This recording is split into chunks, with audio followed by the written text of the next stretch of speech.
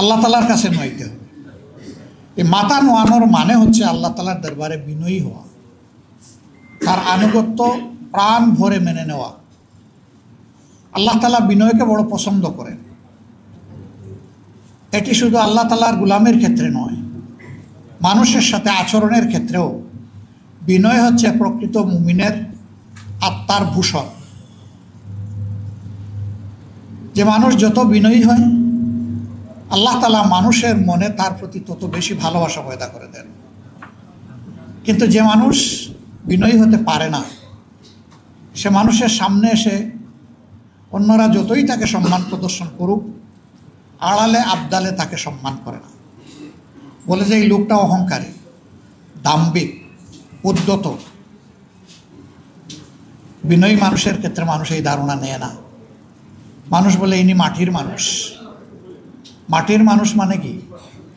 মাটির মানুষ মানে হচ্ছে যে এই যে মাটির উপর দিয়ে হাজার হাজার বৎসর ধরে সমস্ত প্রাণী চলে, যন্ত্রযান চলে, পানি গড়িয়ে যায়, সাপ বিচ্ছুও চলে, মাটি কোনোদিন বিদ্রোহ করে না, সব কিছুর বার নীরবে বহন করে চলছে। বিনয়ী মানুষটাও তার সমাজকে ধারণ করে সমাজের দুঃখ, কষ্ট, বঞ্চনা সে তার ঘাড়ে নেবে এবং সেইটা ফেলে দেবে না, বিদ্রোহ করবে না। সেইটা নিয়ে অন্যকে রিলিফ দেওয়ার, শান্তি দেওয়ার চেষ্টা করবে। সম্মানিত বন্ধুগণ, আল্লাহ তাআলার পক্ষ থেকে মানুষকে সেই বিনয়টাই অবলম্বন করতে বলা হয়েছে। ইবাদুর রহমানিল্লাযীনা ইয়ামশুনা আলাল আরদি হাওনা ওয়া ইযা খাতাবাহুমুল জাহিলুনা ক্বালু সালামা। রহমানের অনুগত বান্দারা জমিনে যখন চলাফেরা করবে, তখন তারা বিনয়ের সাথেই চলাফেরা করবে। তবে জীবন চলার পথে বিভিন্ন জায়গায় বিভিন্ন চ্যালেঞ্জ আসবে।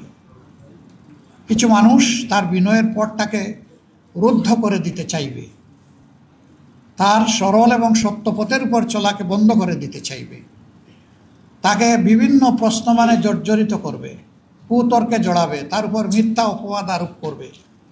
এরকম যদি কোথাও কারোর সাথে মোলাকাত হয়ে যায়, প্রথমে বিনয়ের সাথে সহজ সরলভাবে তার সাথে আলাপ হবে। যদি মনে হয় যে সে তো হার মানার লোক না, সে যে কোনো মূল্যে সত্য মিথ্যা হোক সে জিততে আসছে, এই ক্ষেত্রে আল্লাহ তাআলা সমাধান দিয়ে, ঔষধ দিয়ে বলছেন, এখানে ঔষধ হলো সালামা, ওর শান্তি কামনা করে এখান থেকে চলে যাওয়া, আল্লাহর দেওয়া মূল্যবান সময়কে নষ্ট না করা। ওলামা হজরত, আপনারা চলতে গিয়ে দেখবেন চলাফেরায় যে দিনের ব্যাপারে অনেকেই সেই রকম চ্যালেঞ্জ ছুড়ে দেবে।